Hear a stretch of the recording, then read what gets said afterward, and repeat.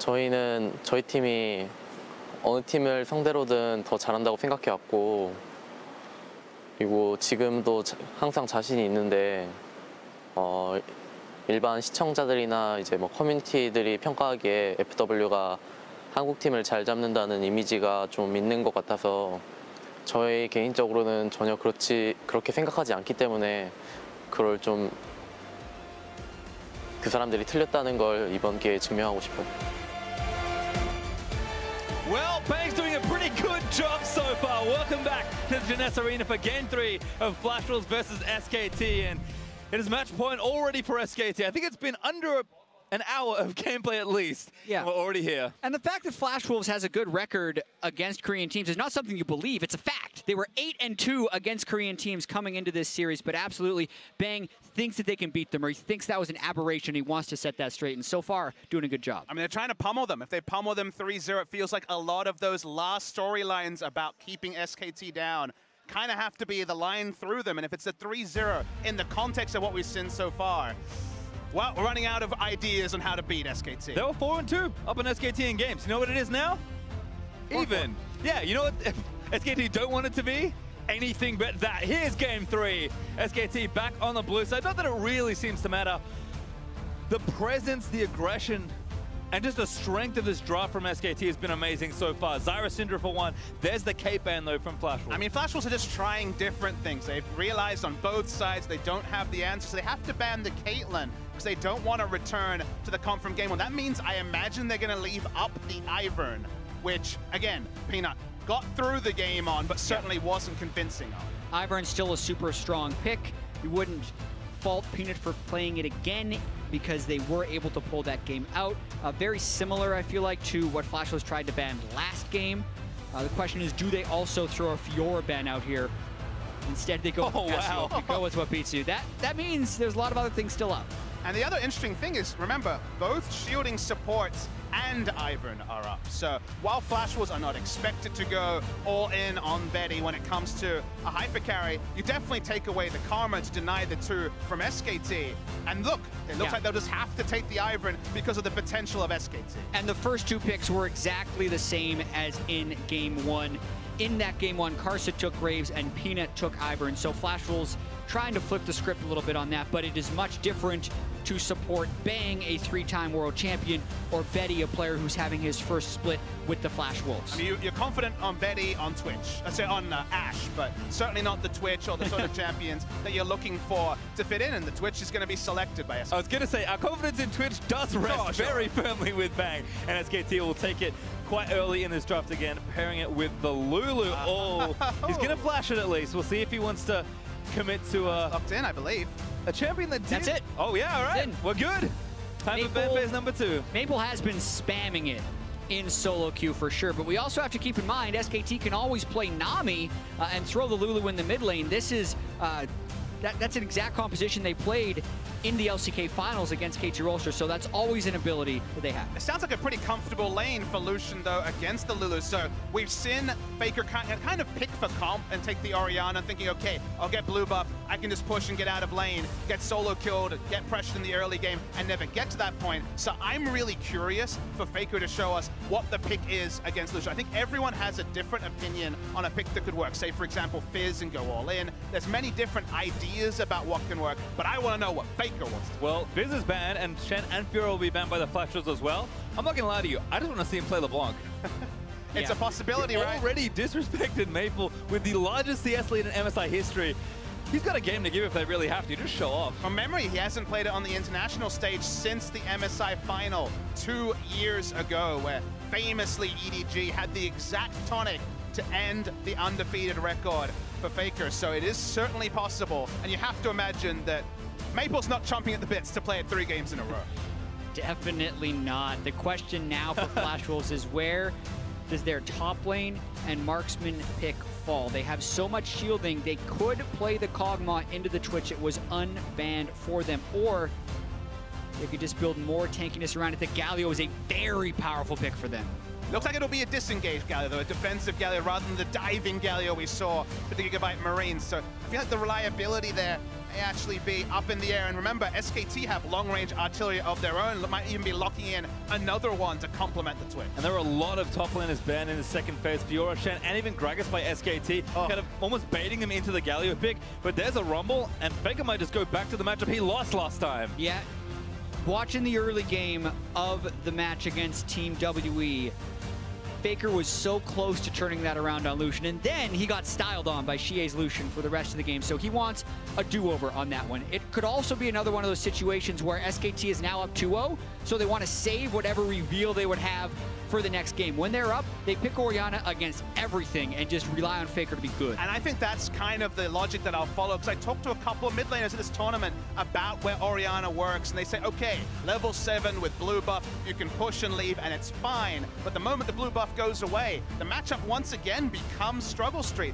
This is a matchup where Maple could find a way to run over Faker just like Xie did.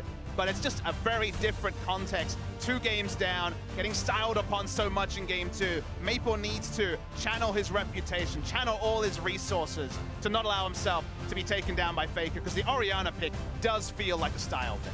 Well, it's not the LeBlanc I wanted, but again, Faker already lost on it. He's just going to say, you know what, you can have this, and if you win, maybe you get something else here. But Lucian Mid has only shown up once this tournament. It was kind of the big pick that we were expecting to see, and maybe a lot of different places.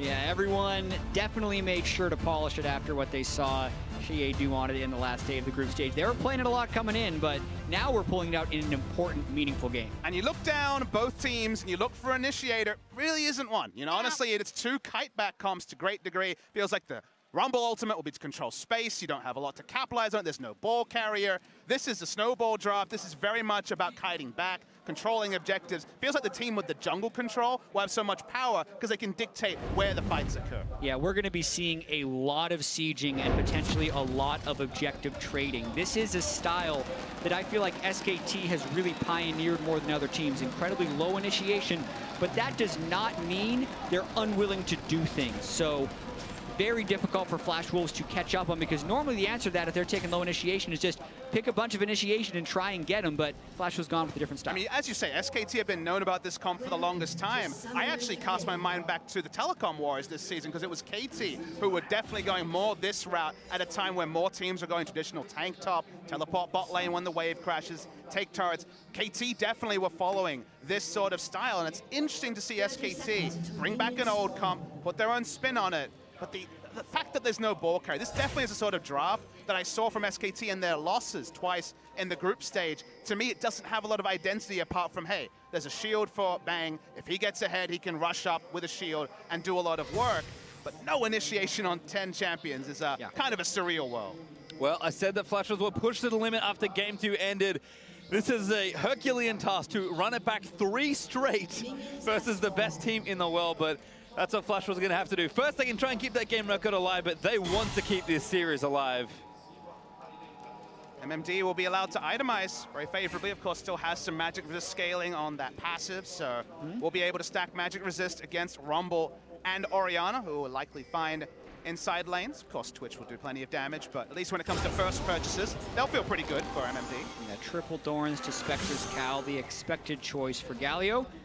Watching Karsa's jungle path as well. Curious how he's going to do it here. If he runs over to blue, smites it, and then preps the Gromp and the Wolves, that's a fairly standard route. I've seen a lot more of the fast clear Iverns actually start by channeling and smiting blue. That's the fastest path to level 4, but obviously scared of Peanut doing some type of invade to take his red buff right at the start. Yep, the Ivern buff to buff effectively here. Marks the red and then goes in. Here's Peanut actually with a level 2 link, and Maple already dashed in. Faker just walking forward. Now I think Maple knows what's up. Damage area is going to be forced to flash and heal to get out. Use so much to get out from the gank. You do have that flexibility on the Graves to look for a level 3 gank. Level 3 doesn't change things much as top lane, trading's already begun. MMD thankfully hit 2 fast enough. The one buff, the one camp gank from Peanut, trying to flip the script on Faker's mid-lane Ori versus Lucian matchup a little bit. Getting those summoners out will definitely improve Faker's chances. Worth noting also, we didn't mention in Champions League, it is Karsa's first ever competitive game on Ivern. So both he and Peanut in this tournament, fitness tournament, have picked it up. And speaking of Karsa, Now Karsa looking for him, but Faker does have the subs, already flashes out of the way, but they have the angle on him. Faker just has to keep running. Bot lane's pushing. That's bad news. Ezreal or Karma could collapse onto Faker. He is dead. Maple to try and take it down, but Faker's going to buy as much time as he can. Faker still has a barrier. Might just hold a root call away, and first blood goes to Maple. Oh, we've seen this story before. Mid-lane Lucian gets the first blood. Doesn't have Ignite this time, but that is not what Faker wanted for the return gank from Karsa. I mean, if you want a champion that can get a kill on Orianna or on Faker pre-6, seems like Lucian's the champion for you, given that we saw this multiple times in the last series. Well, in aggression once more, though. Betty and Sword would love to play up. Bang, forced him in the heel. Exhaust already done. As now they turn their attention on the Wolf. He's ignited down. The Thunderlord procced him from the Karma, but Wolf is barely going to live through the onslaught. Yeah, all combat summoners aside from Flash burn in that bottom lane, so Flash was going to continue to try and keep that shoved in with the Karma.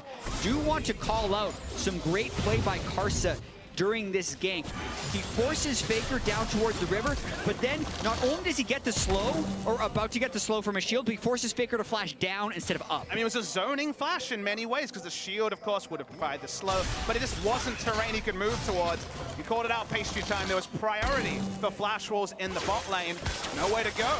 Very well-reasoned play by the Flash Wolves in their first nice advantage. You can see Faker's frustration. It was inevitable from the moment he couldn't go to his turret. And I really do feel like Orianna is not his preferred pick into the Lucian, but they're doing it again because they want to save something. It is a, let's call it a gut feeling after watching enough SKT doing this, because we've seen he doesn't hold a natural edge over Lucian. We know the matchup. When he throws his ball out, Lucian can dash and avoid the damage, so it is a difficult thing he's picked himself into. But and picking for comp is kind of a weird thing to say when there's no ball carry. You could say picking for guaranteed wave pushing, yes, absolutely. But given they've been playing this skirmish style and they really can't force much, I tend to agree with you, Jack. It feels like that's the only zero-sum explanation. Maybe we need an interview with Faker and get him to clarify it after the tournament. Andre will give away his secrets. He is quite the magician after all. MMD TPing back to that top side, though. Huni burns down the wave and will likely match and rejoin the wave. Tier also up for Betty, so that's kind of first early items coming out, but once again, Flash was off to an early, but a very slim lead. Yeah, and they do have some nice scaling when you consider Lucian and Ezreal coming in with the double shielder, so it's not that exactly same type where SKT can just group up around 20 or 30 minutes and automatically win. It could happen that way if they land the right spells, but it's not the same level of discrepancy in scaling. Without the force, though, I feel like the game will be largely judged on vision. You know, vision is the big factor. We've talked about the Flash Wolves did have the advantage on very much in history as trading continues in bot lane. You imagine they're going to disengage, but here we go. A little support or combo, but Betty tunked out on the other side. Castle, though, he's actually joined in now. Wolf going to get rooted and be forced to flash. Root Caller goes a little wide, dashes to a minion. I think he's trying to get out of the way, but Castle taking too much damage. Bang gets a kill in a 2v3. Peanut going to join the party. Betty zooms out of the way. He's got his flash, forced to burn it there, but now Sorta took damage on the back end.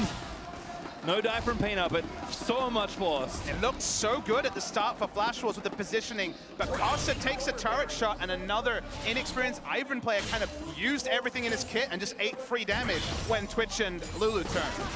Yeah, that was the thing you would see from a player playing their first Ivern game on stage. A lot of times you feel invulnerable, but you're definitely not this early on into the game. So watching it one more time, Flash was really allowing the poison to tick on too long and losing these trades. And then Karsa doesn't have any damage in that situation. Takes a Turk shot, and by this point it's over. And many champions, many junglers entering at that angle will have kill pressure. So many of them in the meta. Ivern is one of the unique that does it. He missed his abilities, took a turret shot, and he seemed to, from the face cam show, that it was kind of inevitable what unfolded. Yeah, frustrating there for Karsa, who really is the heart of this team in so many ways. Always happy when they're ahead and frustrated when they lose. I mean, Karsa had the highest first blood percentage of any jungler in the tournament, so he was certainly performing. Ironically, the highest first blood percentage on SKT is actually Huni, just from getting solo kills. It isn't from the jungle at all, so certainly has been more about the counter ganking for Peanut. He has had plenty of kills, but not necessarily first blood. Botlane just keeps fighting though. Bang and Wolf in another 2v2. Exhaust is down. Bang getting chunk, and they need to get a little further forward. Bang taking a little too much damage. Tries to flash out of the way.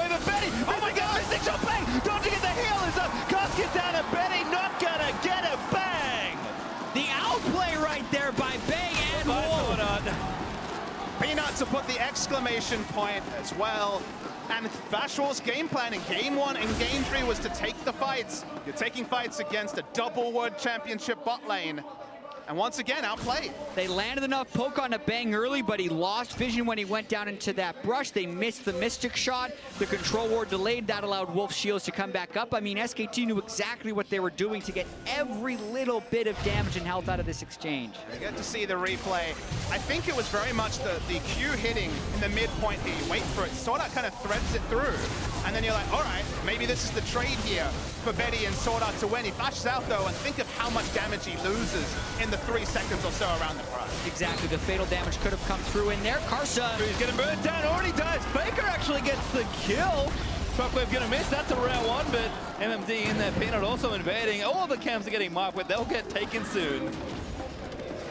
And SKT starting to take over. Ivern down, make him waste time with that channel on the red buff. Peanut has smite, so MMD could try to disrupt this, but not gonna happen. And going back to that bottom lane 2v2, this is one of the problems about playing against SKT is not only do they have the reputation of this amazing team, they're also the best mechanical players, so even in the individual moments, they will be able to outplay you. Peanut's got ulti, so Maple maybe not gonna live. Does have summoners, gets the culling back down. Peanut answers with his own ultimate just to get Maple out of the way. Does disengage successfully, but now Wolf maybe caught Sword Art.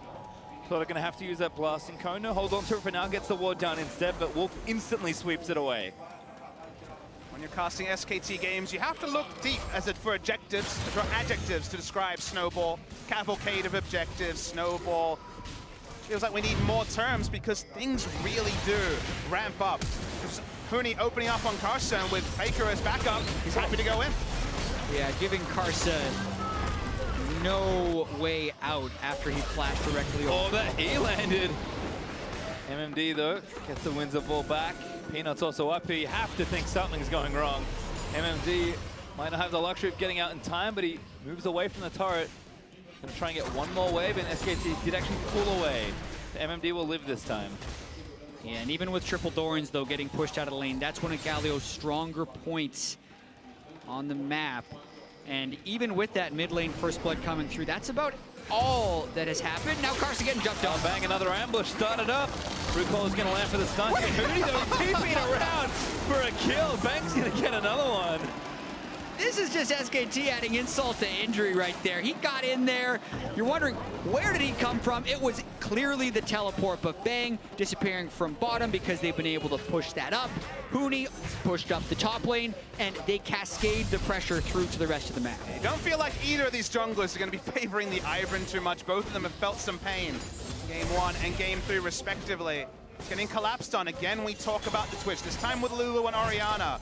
But a stylistic choice that we only saw Bang play for the first time this season in the grand final is frequently showing itself to have to be a ban because they play around pressure better than any other team in the world. And they play around pressure as their form of initiation, because we often look at these team compositions and say they have little to no initiation. They have to land Shockwave, or they have to get, you know, Lulu flashing in to knock someone up. But no, they just need to get enough pressure to get wards behind people and then use angles. Notice how Bang staying camouflaged on the side of the lane, waiting for Betty to push up. Again, forcing the Arcane shift back. They manufacture fights. Maple back in, but Faker here with the barrier flash and the Shockwave. Maple gonna flash it. Really wants to go in, but Peanut into deep end already. He'll get burnt. Peanut, huge damage and Faker shuts it down with a dissonance.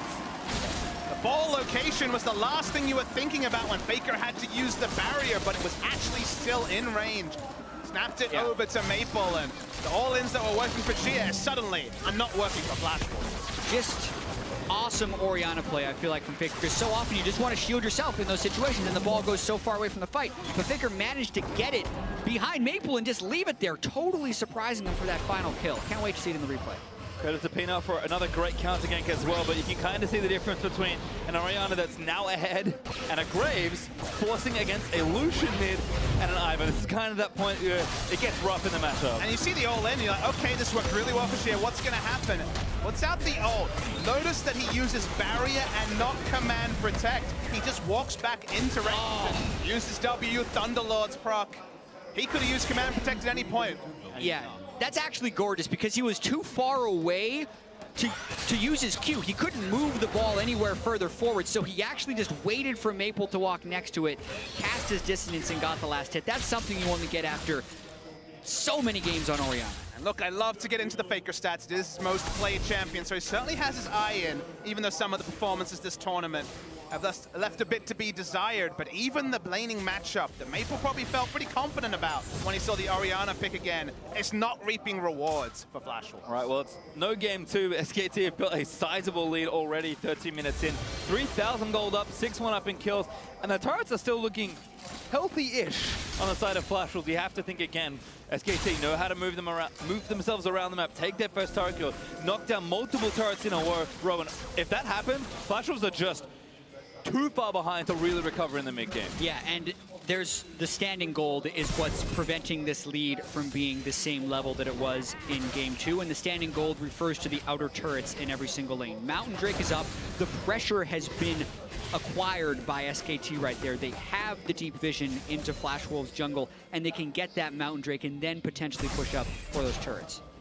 And it's just, again, that using pressure as a form of initiation that you can kind of see from SKT. Look how far back the members of Flashwolves are forcing to play. This is kind of that brilliance and the elegance in SKT's play that is very difficult to understand just looking at it. But when we see games play out time and time again the same way, you have to look a little further, and when you do, you just see the beauty. And it's not played without risk. They were making that play before Huni's teleport came up. MMD was hanging back because he had teleport of his own, but it's all about windows. It's all about knowing how much aggression you can show in the context of the 14 minutes that have occurred before you push up and threaten to dive. And when it's within 30 seconds of a teleport coming up, you may have a timer, but you start to doubt yourself. Yeah, and even now when they have full control ward vision of the river, they're not immediately going over to Drake. They're hoping to just keep chipping away on that bottom side, waiting for Flashwolves to overcommit. They could also be waiting for their soul lanes to hit level 11 because they hit such tremendous power spikes when compared to what the Galio and Lucian hit at level 11. Flash has spawned Wildbird in the goodbye, Maple! There's your initiation, Jet! Hey, we talked about getting next to someone in Lulu Ulting. That's one way. Oh my goodness. He smelled blood.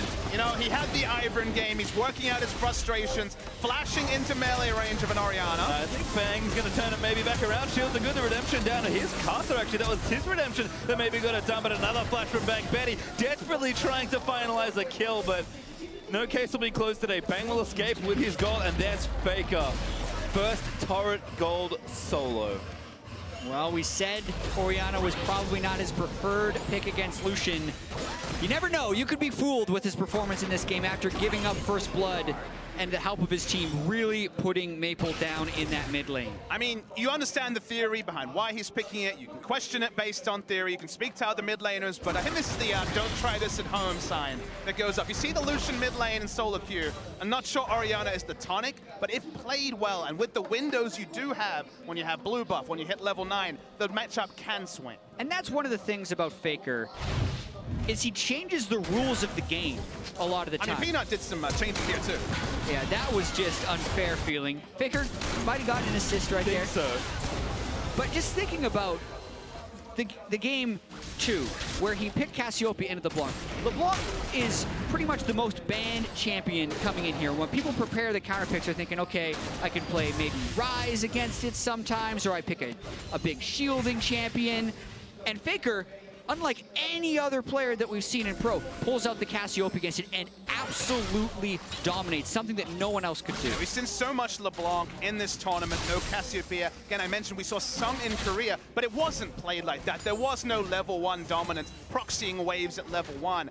Faker, again, innovates on champions that we think are already solved and on matchups that on paper, that if you took a panel of analysts, there would not be any consensus that he's making the percentage play, but percentages don't matter when you're Faker. All right, here's that pressure starting him out from SKT. Turret gonna fall, needs a few more shots. Wolf thinks better of taking yet another turret shot. He learned from Betty. Huni might TP in behind if that turns into a fight in the bottom side. He was waiting for quite some time, but it took too long to set up that play, so now he's just gonna run back to lane.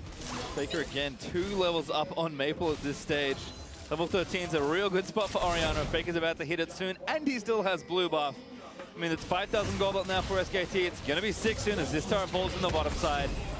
And it's strange to watch them play sometimes. It doesn't always look like much, but somehow they're ridiculously far ahead. Bang again onto Betty, getting aggressive. Venom cast goes in. Pig's helping out. Redemption might have been enough to save him. Not in range for the Contaminate, so Betty lives this time. Bang back on there, but he's frontlining with the Wild Growth on him. As Bang bursts the ultimate. Maple though, oh, the calling. He's not going to get, not going to get blocked as Wolf takes a lot of damage on the other side. Bang, looking to get sniped, but Betty does take a Wolf now. Bang going down, flash roll, signs of life, finally. All the time, a Rumble is pushing, but that's a play that at least gets some confidence into the flash rolls. This time, Bang doesn't have summoners up. He used them for the baits in the previous trade. Peanut. In and at it again, looking to try and make himself the MVP. Zeusborg with the help of Faker, ultimate at the ready. Maple burns his heel to escape. Peanut is a merciful god today. This game heating up though. MMD trying to teleport in behind Faker and Peanut. It didn't see it, so the Galio will come as a surprise. Custer and Maple burning damage onto the tower, but here's MMD, flashed on, finds two. There's the Justice Push, knocks up Peanut, great ult from Huni. Galio also back on the Custer to protect him. Huni, just too much pressure on his own. Yeah, MMD didn't have any more initiation. The ult onto Custer allowed him to tank the equalizer for the longest time, so actually, even though it looked comical was the right move, here's Huni though. Anything you can do, I can do better. Huni aggressive TP down towards Betty. Got Wolf behind him as well. Betty already going to get taken down. Elan's over the top, and Wolf going to get himself a kill in the game. Betty turned into a critter. Betty autos the trinket, and Wolf. That was like one of those games where you're behind a counter and trying to chase someone, but unfortunately for Betty, he couldn't play that Arcane Shift game with Huni since Wolf was the second player who came and just corralled him. Feels bad, man. That's all I have to say. Feels bad to be Betty. There were no good directions to go. Even the cheeky harpoon over the rift to allow Wolf to pick up the kill that much faster. They'll turn onto the Drake that they've just abandoned this whole game. Yeah, it's actually kind of a sight to see for SKT, who have been just on every Drake like it's their job, but Peanut finally get a pick. Well, not SKT having a little too much time in their lanes. Maybe, you know, we don't need this right now. We'll take it when the lanes stop winning, and they've been winning for the last 20 minutes or so in this one. I mean, SKT, 2 items on almost every carry. Consistent pressure in all these lanes, and the gold league growing to almost 7,500 gold. I mean, Huni is out pressuring MMZ, and Ivern's going to come up, but Carter, he's just aggressive player that's the heart of the flash rolls. What can he really do on Ivern in this spot? Yeah, they don't have that much damage. It would be very dangerous to gank Huni in that situation, but if there is a player that you have a higher chance of killing on SKT, you actually usually think it's Huni because he has such a low jungle proximity percentage. Peanut's usually not next to him, but when you do that, the rest of SKT knows exactly how to play around it. Bang at it again. Maple gonna get ulted up as Bang just turns it on. Damage is more than enough. Submarine plays have begun. Don't even need a Shen. Just the Orianna ball enough to launch him into range onto the Lucian. And the thing you have to take away from this game is that also, because the comps are pretty similar, the gold lead means even more. There's no real tools extra in the Flash Wars comp to take out SKTs. There's so little initiation. Speaking of initiation, 2-man shockwave, Huni flashes over. Walker at the top of it, then it's going to go straight forward. Huni does go down in the struggle. For the tower, they will get MMD flashes forward, looking for a follow-up, but has to get out pretty quickly. Bang actually out of mana in that fight, so couldn't really use any spells despite Huni's exuberance to go for that fight. Yeah, no Exuberance, that's a good one. Just used it to pick off the Lucian, so SKT, little too much sauce in this one. I mean, when you put Peanut and Huni into a lineup, you get exuberance, as you put it, chat. And flashing in here, that was optimistic from the side of Huni for sure. Yeah. It's a target for a single kill, so I guess on a simple terms you take it, and also Net positive. yeah, Why net not positive. do it? Boom. Easy. Oh dear. Maple with you clearing the way back out in mid. As Flash is just struggling to find a foothold. No turrets hurts a lot here at this point. Flash will just have to keep making plays on map that they don't have any vision on. You can see Bang abusing the map advantage SKT He didn't quite have the spray and pray, otherwise he would have picked up a kill, most likely onto Lucian there as well. Just popped up with his newly found red buff, chunked him out, backed away, and you can see on the map, basically SKT is getting access to every This CS. keeps happening. Yep, Whimsy's on him. Betty's the next one. He's got Flash. Bang does have his ultimate again. Galio ulti is enough to keep him alive with a bit of help from Ivern's shields, but okay, what's his cooldown right now? 80 seconds? He's back at it again in about a minute. Lulu makes his closing distance that much better. They take the Galio ult threat away. They prep those side waves. SKT hitting on all cylinders right now. Game 1 ended about 30 minutes. Game 2 looked at about 27. 22 and a half of pass somewhere. SKT might try and make this one the fastest game in a series. mean, we're what, 2 hours and 20 minutes into the series. Looks like it could be a very, very early one. They're looking for kills and also this turret. I mean, Bang is just all the initiation they kind of need at this point. 4-1-on-1. Turret's going to fall down, and again, the consistent dynamic pressure SKT applies got them almost 10,000 gold ahead at 23 minutes. And we have seen so many different iterations of SKT. So every one of them having Faker. The last few years, Bang and Wolf have been in the finals and victorious with it. But Peanut and Huni are really the ones that have had to integrate within this SKT lineup throughout the year. And at first, it was hard because Bengi and Peanut are completely stylistically different junglers.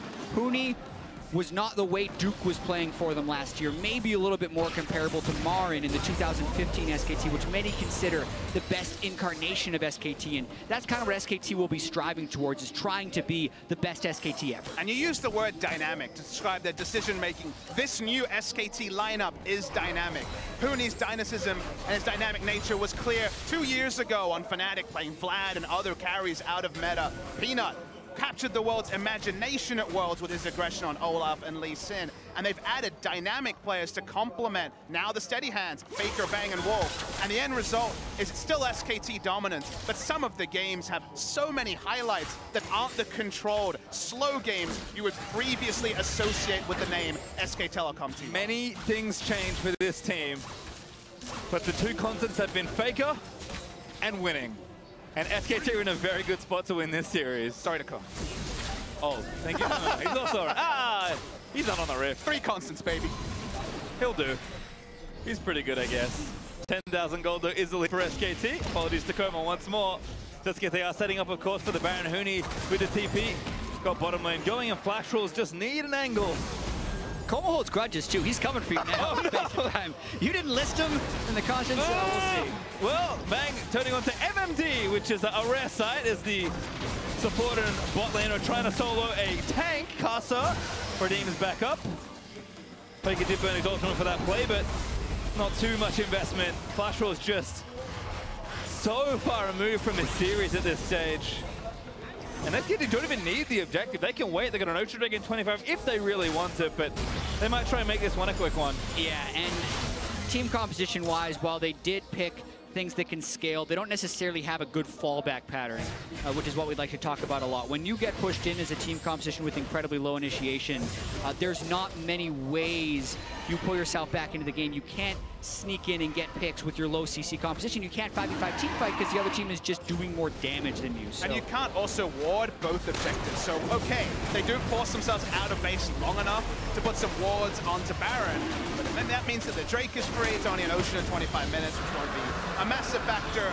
But basically, the fallback pattern for SKT is keep pushing until you're like, wait, those wards have to have timed out by now. The blue trinket's on cooldown, and then the Baron is basically a free objective. As we get some confirmation that not many free objectives, no free lunches against SKT. No free anything for the most part. As Bang, oh, he's at it again.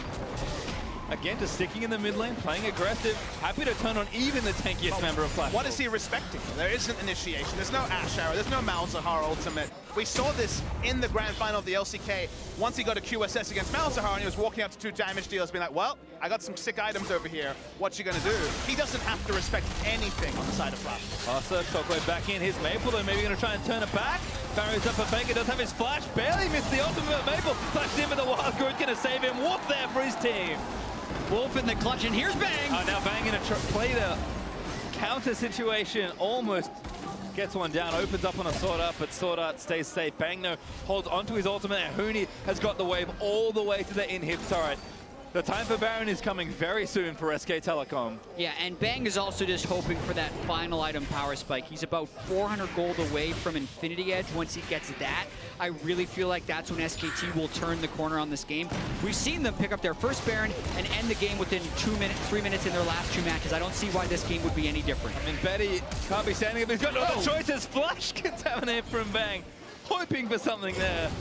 Well, that was pretty bad. Optimistic isn't the right word. That was just bad. There was no way through heal he would get the kill unless Betty just forgot to heal. Which has happened in the past. So. Okay. Well, I mean, betting on players forgetting to heal. Yeah, it's not an SKT style. Well, they'll just take the Baron instead. They got more than enough damage for this on Casa with a smite. Might make it happen. It's already too late, though. Polymorph just for good measure. And SKT up 10,000 plus gold with a Baron. I've seen this before. Yeah. The game ends within the Baron. Start the timer. Game 2 ended with 2 minutes left on the Baron buff. Game 1 ended with a minute left on the Baron buff. They're getting the Infinity Edge on Bang at just the right time and expect a powerful push. Faker doesn't have an ultimate for a little while longer. An uncharacteristic shockwave miss, but it is really the tiniest of edges that Flash Wolves can gain, and it's not even going to last that much longer. 3 minutes and ticking now for SKT. How much longer will this game go on? And it does feel like a shockwave missing buys you time. You know, that's really all you get, is you get a cooldown that will come up in 40 seconds. There's no counter pushing, there's no seesaw. It doesn't open up team fighting because they don't have engage. As you say, the smallest of victories as well. Bang's certainly hunting. One of the nice things about having such a carry-centric comp is that when you're ahead, you just surge ahead violently and can know that even in situations where you shouldn't be able to do stuff, you can still just outplay with all the damage you have. And if Flash Wolves had this sort of lead, the game honestly would be pretty similar. Sure, SKT is a little bit more trying to get camps and other things against the flow of the game. But with SKT ahead, there's our Nexus turret, sorry, inhibitor turret. Bold ultimate from Betty. Being immobile for a second with Faker right there, but they have to clear the waves. Have to do something. Shockwave gonna threaten, MMD gonna look for a taunt. Gets 3 people.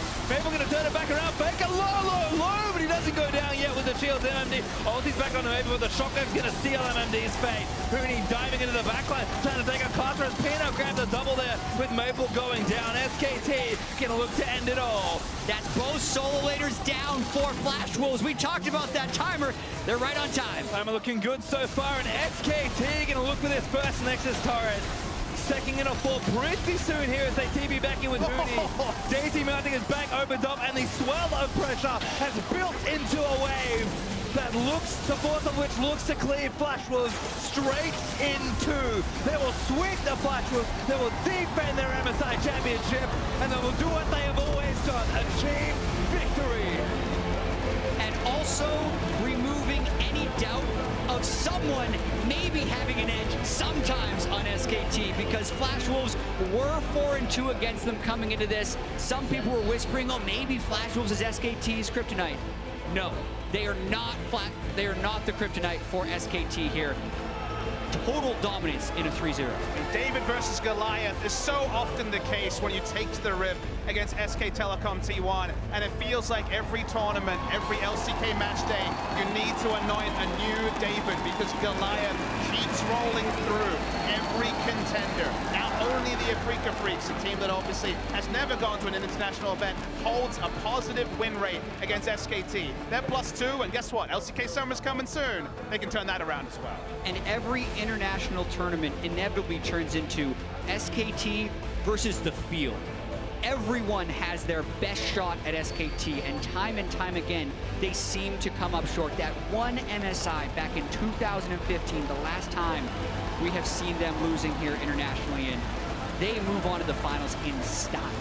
Well, you can see smiles there on Faker. I believe he's being collected for some chats after the game, but a round of applause, thundering applause at that from the crowd here in Brazil, and it's all deserved. And it's moments like these where you have to really feel for the players on SKT who haven't had that success before. This will be Huni's first international tournament finals. That is definitely a step forward for him, vindicating him going back to Korea, not necessarily chasing or focusing on other factors like life experience and money potentially, going to SKT to win, big success. Peanut jumping onto SKT against kind of our expectations. Everyone was like, all right, who's the best pathing jungler available to set up Faker? They went the opposite way. They went for the best mechanics in both roles. And then you get games like these three where you're like, well, when it works, beautiful. Well, certainly looking amazing as always, but we're going to hand it off to our analyst to break down that 3-0 series. Thank you very much, Pastry Time. 4-2 in favor of Flash Wolves was the way that we came into this series. 5-4 in favor of SKT, rather, is the way that we exit. A swift 3-0 to move on to the finals. Again, you two called it. Had a lot of confidence in SKT's ability once we get to those best-of-5s and bracket stage. Seems like they had Flash Wolves' number across the board. What a fantastic performance. I think G2 will be very scared to face off against them in the final. Yeah, I mean, that's some wishful thinking there, Cravo. But, I mean, They really were outclassed, right? Like, let's be honest here. SKT across the board, I think they look extremely strong. You know, they look versatile. They showed, once again, protect the AD carry composition, which they hadn't really been playing. So I think that it's such an impressive showing from them. Absolutely. We'll get a word with Huni, too, in just a couple of minutes. Before we do so, I want to go back to your point around variance, what you brought up here going into Game 3 and how it kind of, you know, supports this point you're making here, Azale, where outclassed across the board, it almost seems like you have to rely on the day to just be performing better. And today, Faker stepped up, had a much better performance than he had during the group stage, and that pretty much puts the kibosh on any chance here for the Flash Wolves. Yeah, and I mean, we talked a lot about on the desk how we were expecting them to try to draft early aggressive, and you know, a lot of people online are talking about this as well. But you have to keep in mind that they may have run these in scrims and failed time and time again, and that's often why you see teams run these other drafts and be like, it doesn't really make sense. Why aren't they playing Elise? Well, they may have gone 0-10 against them in scrims. I mean, this comp in the end was actually pretty good. I liked it. I think Ivern with Lucian is something Kobe has talked about doing this tournament. You can give Lucian the buffs, you know, through Ivern as well. You're trying to snowball the mid lane with this AD carry, and you try and use that to kind of get an advantage, and then also have like late game team fighting with double AD carry, basically. Right. I think the comp made sense. It's just, is Karsa the guy you want on Ivern, though? Your best player? that's the problem. There's definitely a question there. To be fair, though, they tried something different, right? Which is what we asked them to do. You know, kind of running a similar comp games 1 and 2. Here they try a different look.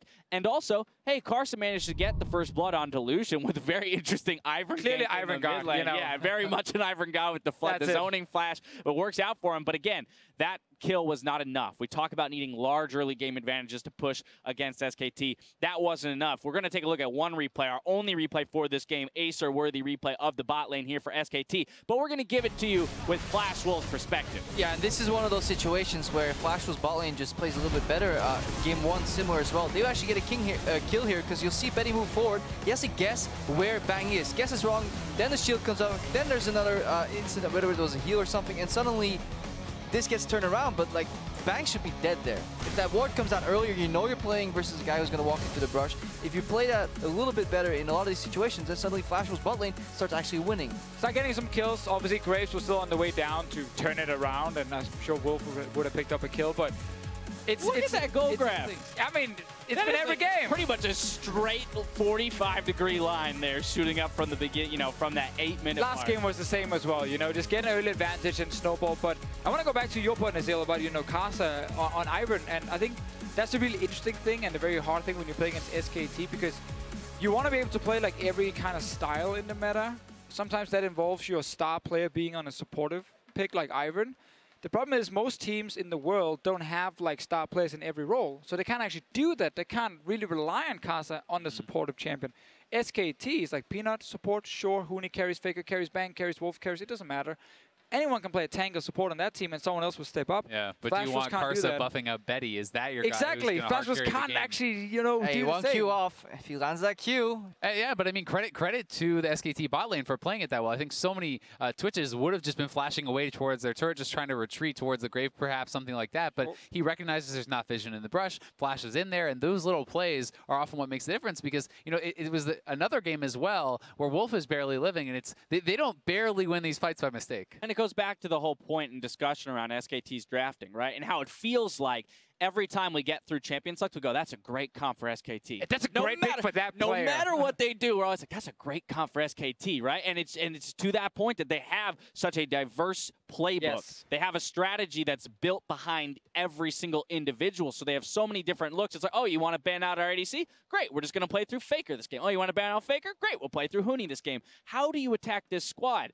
I mean, besides, again, we always return to this idea of, like, play your own game then and focus on getting those early advantages against SKT and hope it's enough. I think you need to be a team that can do basically the same. Like, you need also those 5-star players where you have the flexibility to play whatever kind of comp is the best in the current meta, and also depending on the current draft. Very few teams in the world can do that. I was about to say, is it fair to say that that team doesn't exist right now? I mean, a lot of people would look at KT. Very clearly. Right? A lot of people would look at KT within the LCK specifically as, again, this was a team that was built to combat SKT. Okay, well, they're not here. So then you're looking at the next two rosters that have the option of going up against SKT in the finals. And let's kind of maybe transition the conversation over there. I know you guys will be happy to talk about G2, but we're also going to have to talk about WE. Between those two rosters, who has more tools to go up against SKT? I mean, the way you beat SKT is you get a foundation of 5 good players, and then you get a wealth of experience. That is like, the experience was lacking in KT. When I look at WE or G2, I see some good players, but there's not even the experience right there. So maybe like this tournament, WE is outperforming, at least in the early aggression, in the just kind of flick the switch and go in style. So there, WE has the edge. So taking down SKT is like a 2-year endeavor, is what you're telling me. Like, you need to be willing. build-up. Yeah, that's what I'm saying. SKT itself has been a 4-year endeavor on the foundation with the same coaches, with Faker right there. So like, how are you going to beat the team that has some of the best players in the world? Right, proof is in the pudding, right? I mean, this team has stuck together. They've got the infrastructure. They've got, you know, all the tools they built around a couple strong players, and they've built themselves up to this king-like status. Well, most teams don't even go through an entire year without seeing some kind of a change, whether it be on the roster itself or through the coaching staff. There's an argument to be made here that, you know, SKT is really laying kind of the groundwork and the framework that a lot of other organizations might need to start recognizing and say, maybe we should invest more than 6 months into, you know, a certain roster or into. To be fair though, SKT changes their roster a lot, right? And they do keep the same foundation, but this is new players this year. There was new players last year. You know, Easy went out the door, like Banky out the door. These are guys that were with the team for a really long time. Marin, you know, Duke, like their top laners and stuff are always changing. So they just seem to have the foundation. And I think it's also something to be said for the organization where everyone knows that SKT is essentially success in League of Legends. And people go there to win world championships, and they're willing to fully buy in and commit to this system because they know that it works.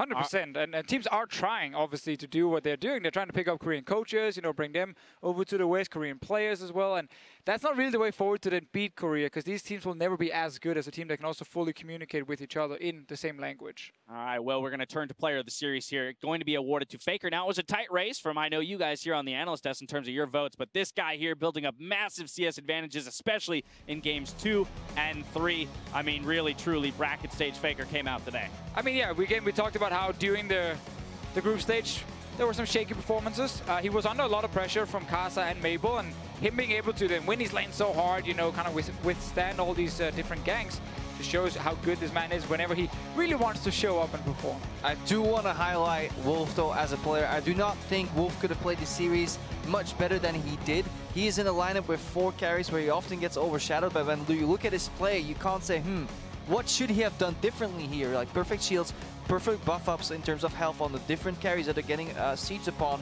goes in for aggressive flashes and ultis. The problem is his role just doesn't bring that much flash to the table, you know, and it doesn't have that much impact either. Faker with one great play early single-handedly decides the game. Obviously much more relevant in terms of MVP performance, but I think Wolf played nearly the perfect series. Yeah, and Wolf is always in the right place at the right time, but it's, you know, often unless you are on that big playmaker like Modest Alistar or something like that, then it is hard to win those players of the game. But the most impressive part of this series for me from Faker was that he's 0-0-0 and he solo carried that game. Like, you know, he smashed Maple so hard on LeBlanc in the Casio matchup that that's rare to see. I think the other major thing for me, at least in terms of the Faker player of the series vote here, is the fact that we were looking at Maple and Karsa, right? Again, you always point to those two guys as being the members of Flash Wolves that will be their key to success. Well, Faker can single-handedly shut one, if not 2 of them down just by pulling all that attention there, then he's done his job now. It's time to check in, though, with Shox for a word with SKT's victorious top laner. Guys, I'm joined by a very happy and chipper Huni after SKT beat Flash Wolves 3-0, and it was a very, very dominating 3 games. And because of your history, of the history of SKT with the Flash Wolves, many people had thought maybe it'd be a bit more difficult. But why do you think in this best of 5 it went so smooth?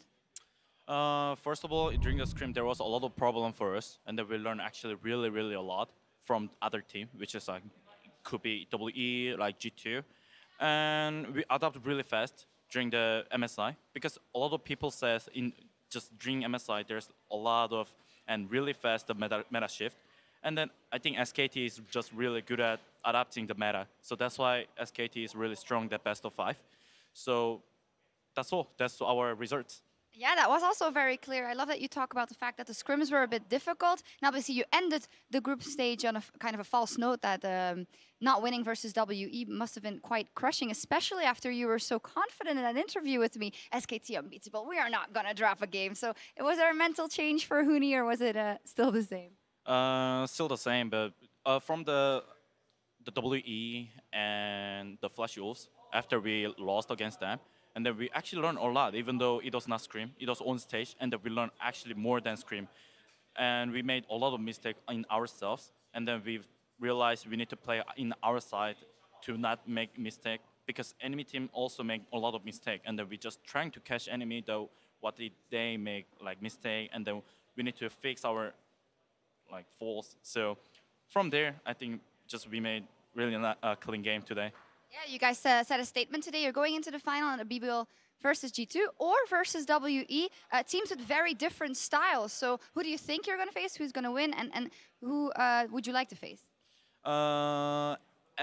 As I see, just in group stage, it was WE was quite stronger than G2, as you guys see the record, because the result, the WE has more win against other team, and their style, their playing style is really stronger, like, and way more aggressive. So from there, right now, this meta is the laning phase is really most important thing that to lead the Summer's Rift. So from there, I think WE has kind of ahead against G2.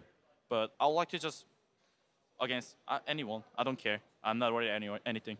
You're not worried at all, it seems. I do want to ask you about something. The Lucian mid is there. We've seen it. And I don't know how much you know about the Lucian memes that are surrounding Huni and that are still alive in EU and NA. Do you know anything about it, or? I don't know. Well, did I play Lucian something at all? Yeah. I have zero idea about that. But yeah, I'm actually,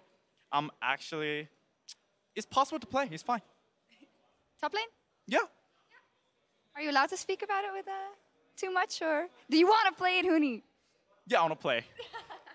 All right. Well, finally, we'll be seeing you in the final. How do you reflect on your time so far in Brazil and in front of the crowd? Do you think you've put up enough of good of a show and good results so far for you personally?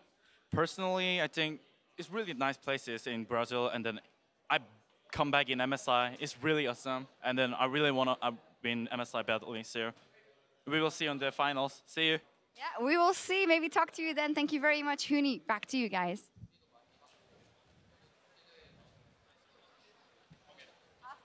Thank you very much, Shox. With their victory, SKT have earned their spot in the finals on Sunday, and they'll face the winner of tomorrow's match as the LPL's Team WE take to the stage versus EU's G2 Esports. And this is where I want to go back to Huni and what he said there in that interview. He's calling for WE being the stronger of the two teams, both based on record, but also on their style of play, saying that he thinks the way that they've approached at least the group stages, being a little bit more aggressive and having stronger control of the lanes, will be what nets them the victory in that best of 5. It will definitely be a nice contrast. I don't think we can say that G2 has played an aggressive early game at all, and WE definitely has done exactly that. And then G2 excelled in late game. Quite ironic, actually, since WE traditionally in the LPL was more of a G2 style team. Yeah, but I mean, Huni talked about the meta, and he thinks that the best way to play is through laning. You know, powerful laning equals the results in the late game, and we've seen like some of the shifts in MSI that he's talking about, and that could be directly a result of their practice coming into this tournament, trying to adjust their style to the meta that we're seeing. Yeah, I'm actually surprised that a lot of people are kind of hyping up G2 a bit for this game, because I think WE look way stronger than G2 Esports. Both early game, but also mid to late game, WE are actually able to close out games pretty effectively. They've had some issues against SKT with like Baron steals, but outside of those small like mistakes right there, they actually played awesome games against SKT when they were ahead as well in both the games, despite losing one of them. So I think WE look way stronger and will be much better against SKT compared to G2. Yeah, with how fast WE as a team try to collectively punish mistakes is actually quite impressive to watch. Like, they only need one overstep for the entire team to go in and try and punish that. G2, I feel like their comms are more like, guys, do we want to punish this? Yes, everybody agree? Okay, then maybe let's start. What do we do? Okay, you go first. By that time, the window is closed, especially against WE, let alone against SKT in the final. So for the sake of the tournament, I think it's best that WE advances, but sadly we'll see a major upset and then G2 will take it anyways. I mean, even I think he'll get over it if that upset occurs. Maybe. I mean, even based on what we were talking about today, right? This idea that, okay, SKT can carry from any lane, right? They can win from any position. Yep. I feel like looking at the WE roster, there are more tools to victory there between across the board, the roster that itself for that squad than there is maybe for G2, where we've seen mostly reliance on either Sven in the late game or some kind of miracle work by Perks. Yeah, honestly, G2 is just Perks and Sven when it comes to carries right now. They're not going to rely and expect top lane to be a carry. They've shown they can rely on him on a tank, which is of course good. And then Mithy down the bot lane is trying his best to just support these two carries in Perks and Sven, while Trick has then been that massive weak link that's been a liability for these guys. So yeah, they're relying on two guys only. WE definitely can rely on the jungler Condi much more than G2 can do, and that might be one of the big things in this BO5 that goes in favor of WE. I mean, and then if we look at that top lane matchup specifically, you know, assuming that WE moves on to face SKT, looking at 957 versus Huni, I think you have a little bit more of the, you know, potential to see the fighter versus fighter matchups, right? You have the Kled, you know he can play the Fizz as well, so it's not like today where we feel like it's, you know, it's Fizz or nothing for MMD. Otherwise, he's onto that Nautilus or the Shen and playing more of a tanky matchup. So again, possibility of more contention, at least in the lanes for WE up against SKT. But specifically in the G2 versus WE matchup, I think that top jungle duo for both teams is going to be so important. As you mentioned, Trick being an underperformer so far in the tournament, not even kind of mirroring his own domestic performance in terms of the early deaths that he's given up, whereas Condi has shown a fairly consistent performance. Yeah. I mean, you said it all right there. I just wish we saw EU Trick, because I think EU Trick could go toe-to-toe with Condi. This guy is a double MVP in the European LCS, shows up on stage, and he's almost like embarrassing to his former play level. Need to see if he developed another pick, you know, picked up the Elise so we can get rid of the Nunu and hopefully see a better performance. I mean, I think it's also just based on the meta. It's not just, you know, his own performance being much worse. Like, this meta for Trick is just not very good because it relies a lot on your early game ganking, you know, to kind of set up these lanes very effectively on things like Lee Sin. He doesn't really play this champion. Elise is not a great pick for him either. He doesn't like the style. So because he basically only can play towards the late game, and he makes some of these early mistakes, then the laners from G2, who are actually doing just fine, have to surrender the early game pressure because they're basically playing 1v2 or 2v3, and then you can't obviously play aggressive, and that's why they play so passive and just kind of give up a lot of gold early. And that's why it's so tough, especially if we're in this win lane, win game type meta. You need your jungler to be able to react to this and to be able to get something done in the early game. And the fact that Lee Sin has been the clear #1 jungle pick in the tournament and you can't play it or can't play it to that level is even just a big weakness as far as the drafting phase goes. Because, you know, we see, even today, obviously SKT just crushed the Flash Wolves, but, you know, SKT did ban out Lee Sin every single time. Things like that is something that you don't even have to rely on in draft phase. Now, the last thing I want to talk about, because Huni spoke about it as well, is SKT as an organization has always shown incredible ability to adapt to metas, you know, within tournaments, move into those best of fives with the strong strategy. We've heard, right, and we've seen domestically that G2 as well has, you know, has displayed dominance in best of fives, but funnily enough, they have not competed in a best of five internationally yet. So, you know, the max they've done best of three, we'll have to wait and see kind of on bated breath whether or not domestic G2, you know, kind of goes on display tomorrow in the best of fives. The one thing that helped them there, though, in Europe at least, is whenever they had these stellar best of five performances, is that they had a strong foundation. Like, they had enough picks to play with. They also had skill disparity, and it's much harder right here. Like Martin pointed out, if Drake can only play one style jungler, which is based around efficiency clearing and scaling for the late game, it doesn't matter how well you can adapt kind of around that. You're roadblocked in that regard. So hopefully they can, however, cater their practice around that and fix that in the few days that they had. Yeah, I think, though, if you are G2, we might see them just say, you know what, guys, we have to rely on the late game like we've done before. It's worked. You know, they've won a few games with it. It's certainly a style you can maybe win a game with, or maybe two. There's also the one where you say, you know, let's play around perks. Give him a carry. Like, give him just like an assassin in the mid lane. Try and camp that lane as much as possible. He's been one of the best performing players at this tournament. And you try and play that style. There are two options. I don't really have a third one, though. All right, well, it's one thing to know the meta. It's another to be able to play within it. Now, make sure to tune in for that semifinal showdown between Team WE and G2 tomorrow at 11 a.m. Pacific, 8 p.m. Central European Summertime for our EU friends. But now, for myself, the casters, analysts, and the entire live broadcast crew, thank you for watching, and we'll see you tomorrow.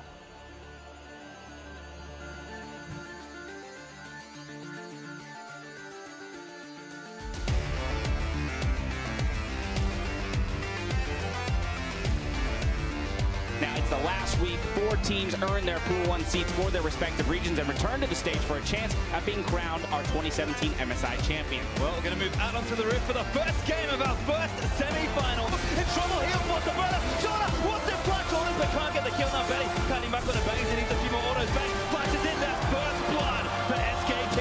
Trying to posture. Maple in as well. Aaron hits Fate again. As Maple dashes into the flash up. Give a faker. Remember, on the bang. Gets exploded. been fished up there by Huni. Damage coming in. This looks like first blood. Ignite is there. Goodbye, Casa. And SKT just will not be stopped. Sorta trucked out into oblivion, and that's going to be game 1. SK Telecom. Damage going to come out. There's the exhaust out. Going to get eaten by the big pit for Handel. Hardy leaping away and clears the way for the result. Still moving through. Nimble fighter helping as he cuts through the minion wave. Huni on a killing spree. Barrett's taking too many minutes, and Huni a little further forward back, taking a little too much damage. Tries to march out of the way, but Betty, oh my god, missing shot bang! Dodging at the heel is up. Gus gets down, and Betty not gonna get it bang! Faker's performance, outstanding. They're looking to dive the fountain, you know, whatever, and end the game. Castle is actually joined in now. Wolf gonna get rooted and be forced to flash. Root caller goes a little wide, dashes to a minion. I think he's trying to get out of the way, but Castle taking too much damage. Bang gets a kill. Tremendous power spikes when compared to what the Galio and Lucian hit at level 4. Flashes forward, Wild goes in there. Goodbye, Maple. There's your initiation jet. That looks, the force of which looks to clear Flash Wolves straight into. They will sweep the Flash Wolves. They will defend their